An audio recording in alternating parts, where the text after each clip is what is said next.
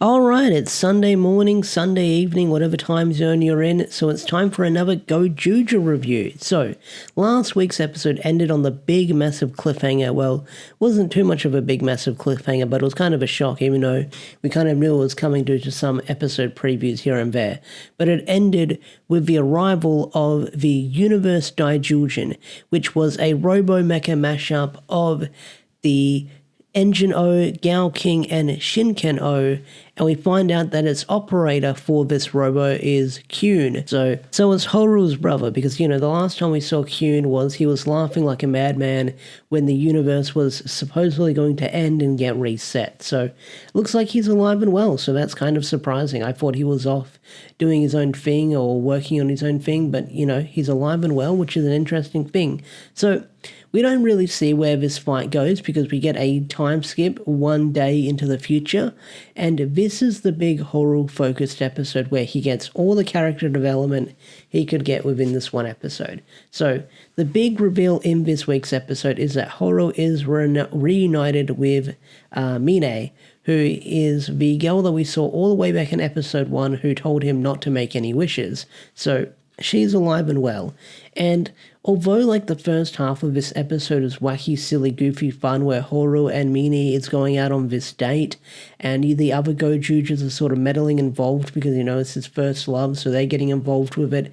And they have some really fun gags like Kinjiro being the number one party guy, and then you have Ryugi being the manners guy, and then of course you've got Ryuko trying to sort of be the love guru of everything going on. It was a lot of fun. I enjoyed the other rangers getting involved and trying to help out with the date, but Horu was no, I just want to do my own thing because I really care about her. Now, there is kind of a subplot going on in this episode where Kyun and Mashiro meet for kind of the first time, I guess, because, Horu's just chilling out, not Horu, Mashiro's just chilling out, just eating some honey, and the two of them have a bit of an exchange, which is kind of funny because it looks like that Mashiro needs honey or lives off honey, so he's got a bit of a honey addiction, you could say. So that's a fun little character trait we know about him. Now, if this episode doesn't make you hate Kyun even more, then I'm pretty sure this episode will make you despise the character. So the whole premise of this episode is, like I said, Horu's going on the date with Mine, and at the end of the episode, or near the end of the episode, she stands up and she's shot right through the heart, or right through the stomach, and she literally dies in Horu's arms. And she tells Horu by saying, look, I know I told you never to make a wish when we first met, but that was because I didn't want no one to get a hold of you and you end up turning into one.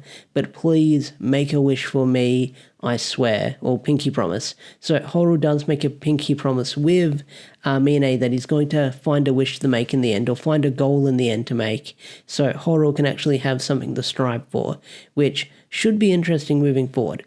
Now, I do wonder if his whole motivation is going to be to revive her in the end when he ends up moving towards his goal, but we'll see what happens. But Kyun's a fucking asshole, I will say that much, because we find out that this wasn't actually Mine, it wasn't actually Horu's love interest. What he did is he got a no-one AI to sort of assimilate a version of her that would have all those memories up to that point, and then basically killed her right in front of Horu, so that way Horu wouldn't be able to save her twice. So he did that just out of spite, just to make sure Horu would just crash out and go berserker mode after losing someone close to him again. So he did that just out of spite to be hey, I showed that you're a weakling, you can't even save this person, so why don't I kill this person in front of you to show that you're pretty weak. So that is a pretty fucked up thing to do. So the big back end of this episode is that we do get to see Horu and Kyun fight in this week's episode, and it's a really good fight. It's some really good fight choreography between the two of them, I will say that, and it's really freaking awesome. But the big highlight in this week's episode is we finally get to see the mecha combination between Good Burn and Tegasword. And the name of this combination, or this gatai, or whatever you want to call it, is Tegasword Whiteburn. And I will say, I like this combination design. I think it looks really cool. I haven't bought the Good Burn figure yet, because money, but I wouldn't mind buying that so I can combine the Tegazord with it, so that way my Tegazord can have a lot more going on with it, with its current design. But yeah, I'm a huge fan of this combination. I think it looks really freaking sweet, and seeing it go up against the Universe Daijujin was really cool as well, because we got to see this cool Dragon Ball Z beam struggle against it. I thought that was pretty neat. But overall, this episode of Go Juju was really great because, you know, there's that meme going around with Horu, or most characters when it comes to Toku, where suffering adds to more character development and stuff like that. But I feel like this was the episode we kind of needed with Horu to give him a motivation moving forward, because this will be definitely a big game changer moving forward.